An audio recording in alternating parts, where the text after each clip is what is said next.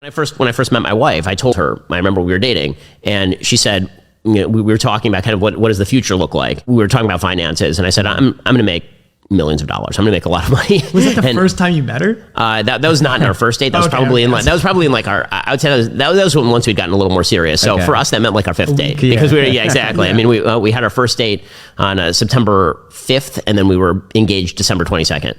This is 2008. So there's not a ton of time there. But yeah, I mean, and I remember her laughing and thinking that was silly. In fact, one of my favorite stories about that is that my father-in-law, so in the Jewish community, when you get married, you sign a marital document that basically looks kind of like a prenup. And this is a historic document going all the way back to the Talmud called the Ketubah.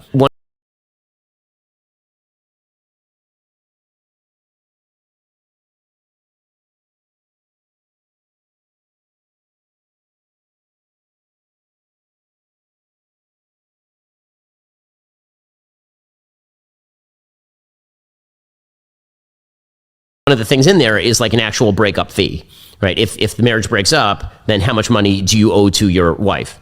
And so in most Jewish communities, it's kind of a de minimis amount because it's basically pro forma. But in the Moroccan community, this is like a point of pride, is that you go to the wedding, my wife's of Moroccan extraction, and you go to the wedding and somebody reads the amount and goes, ooh, right? So my father-in-law sits me down one day, this is right before we're getting married, and he's like, I have a very important question to ask you. And I was like, okay. And he's like, how much money do you want to put in the ketubah?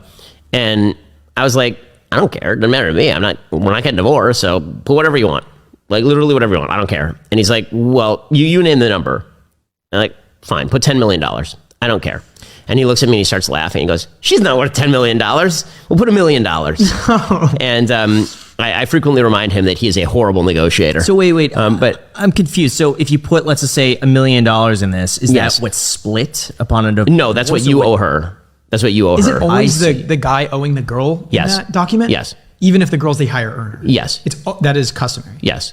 I mean, it's a historic document that goes back a couple thousand years. Is that based off of any sort of like financial status beforehand, or maybe what you're projecting? No, I mean, you can negotiate it. So I'm under the impression that a brother-in-law of mine who's a little older than I am actually negotiated it out, like because he's also Moroccan, so they both took it super seriously. Like I took it not seriously at all. I'm like, whatever, it doesn't matter. Is it customary to negotiate with your future father-in-law? I mean, trying to get this. Are you trying to get it down? He's trying to get it up. I mean, apparently, if you both take it seriously, that's a thing, right? For me, I didn't care. I'm very American, so I was like, whatever, it doesn't matter. Everything's community property anyway. It's California, like that's the way it's actually. But that, of course, that never entered my mind. But I turned to him today, and I'm like, you know that, like, you really jacked your daughter in this document.